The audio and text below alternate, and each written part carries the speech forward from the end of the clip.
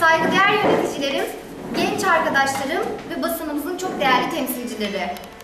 Bugün burada bizlere emanet edilen son Türk vatanını ilelebet koruyacak ve muhafaza edecek olan Atatürkçü Düşünce Derneği, Trakya Şubeleri Gençlik Kolları olarak duygu ve düşüncelerimizi sizlerle paylaşmak istedik.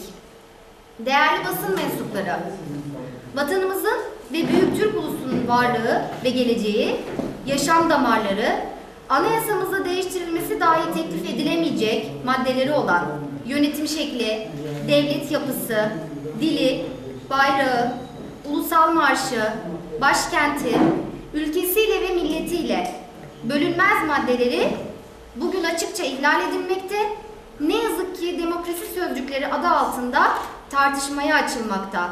Üniter devlet yapımız salıncak gibi sallanmaktadır.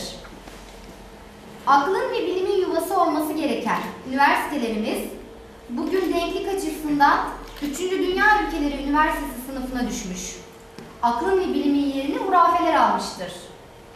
Bizlere yalnızca akıl ve bilimi miras bırakan önderimizin ülkesinde bugünkü görüntüler yalnızca saçın ölçülüp örtülemeyeceğine bırakılmış, bilimsel araştırmalar, bilim insanları yok sayılmıştır.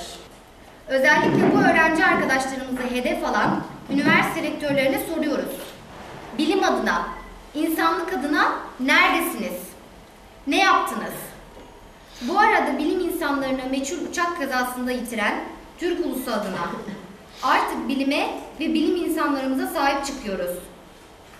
Başta kanser hastası olan, geçtiğimiz aylarda da oğlunu trafik kazasında kaybeden İnönü Üniversitesi eski rektörü Profesör Doktor Fatih Hilmioğlu'na özgürlük çağrısında bulunuyoruz. Üniversite hastanelerinin verdiği raporda bile Hilmioğlu'nun cezaevindeki şartlarda tedavi edilmesinin mümkün olmadığı dile getirilirken, bırakın özgürlüğüne kavuşturulmayı, tedavi bile edilmesine izin verilmemektedir. 24 Ocak 1993 yılında katledilen gazeteci yazar, kalpaksız Kuvayi Milliyeci Uğur Mumcu'yu, 24 Ocak 2001 yılında katledilen Diyarbakır Emniyet Müdürü Gaffar Okan'ı, 31 Ocak 1990 yılında katledilen derneğimizin kurucu genel başkanı Muammer Aksoy'u saygıyla anıyoruz. Önderimiz Mustafa Kemal, ilkeleri ilkelerimiz, devrimleri devrimlerimiz. Ne mutlu Türk'üm diyene. ADD Trakya Bölgesi Gençlik Kolları.